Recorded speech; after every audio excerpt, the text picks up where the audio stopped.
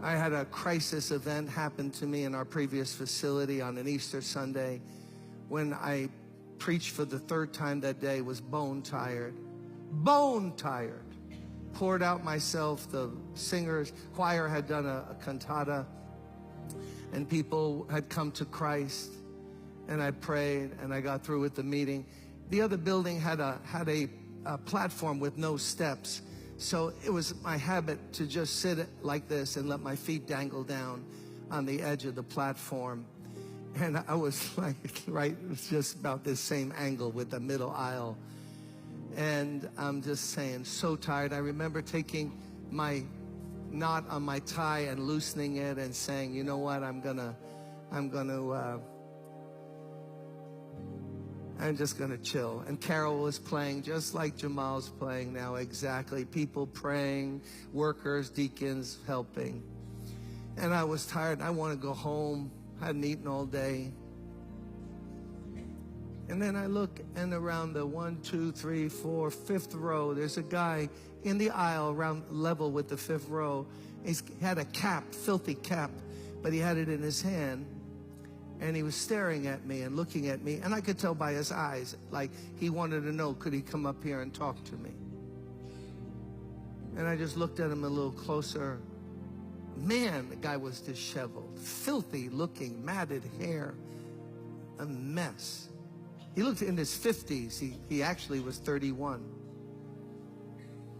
And I just looked at him. And I thought, because Everton, Tulia, they remember back in that building, we had a lot of people panhandling in the church.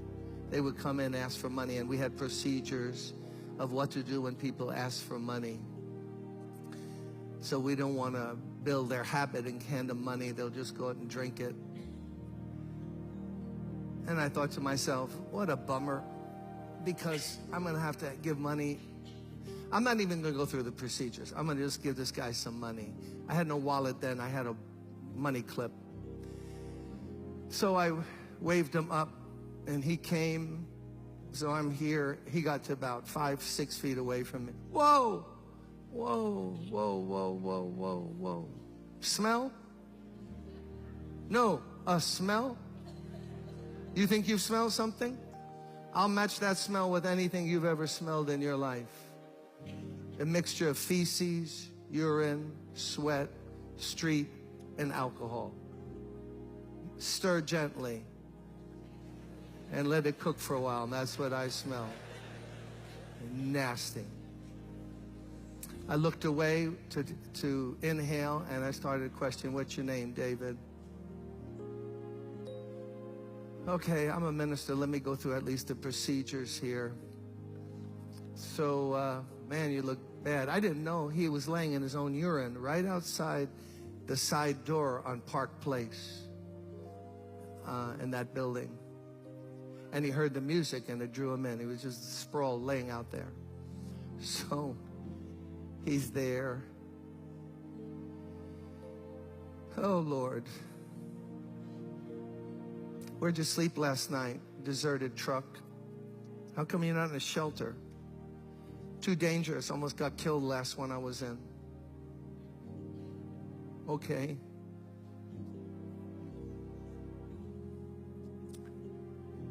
Man, this guy smells bad. Missing 1 or 2 teeth. At least one right in the front. Let me give him $5, something. Not the way I wanted to end the day, but, you know, what can you do? Took out the money. I remember handing it. Pushed it down. He said, I don't want your money. I want this Jesus you were talking about.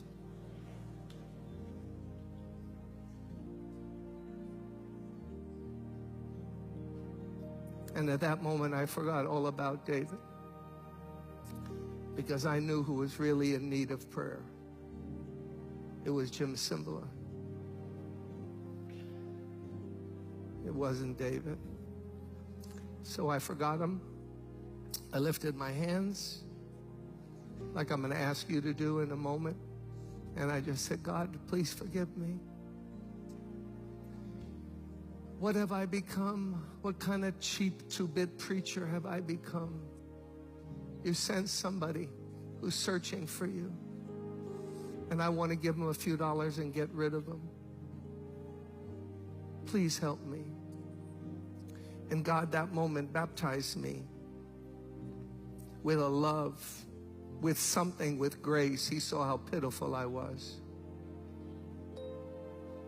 And David knew it. And he drew close to me. And I started to cry. And he started to cry. And then he fell against me. And he put his head over here. And I put my arms around him. And he put his arms around me. And for a while, we just rocked back and forth. A preacher in need of God.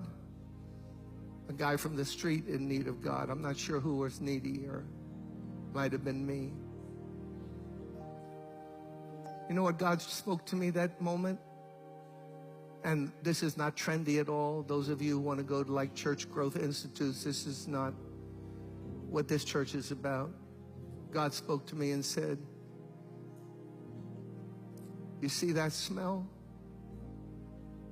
If you don't love that smell, I can never use you. Because the whole world smells that way to me.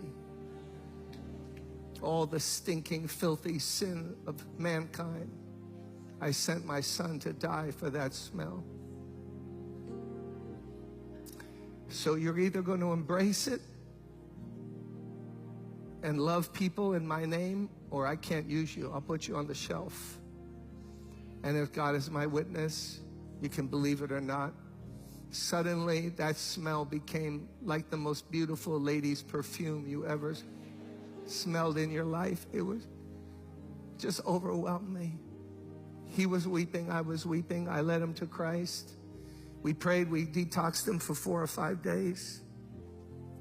Hired him on church staff, housekeeping.